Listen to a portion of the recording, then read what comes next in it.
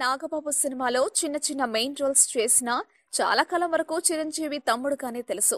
Actor గా brother లా పెద్ద పేరు తెచ్చుకోకపోయినా క్యారెక్టర్ ఆర్టిస్ట్ గా బాగానే నిలదొక్కున్నారు. జబర్దస్త్ కామెడీ షోతో నాగబాబు ఆడియన్స్ కి మరింత దగ్గరయ్యారు.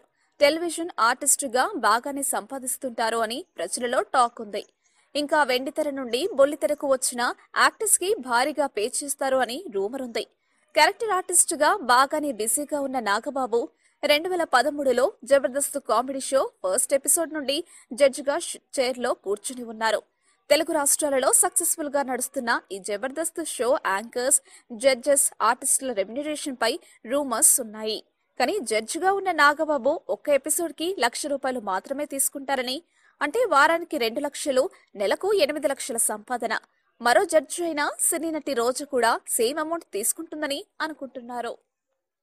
మా వీడియోస్ మీకు నచ్చినట్లయితే లైక్, షేర్, సబ్స్క్రైబ్ చేయండి.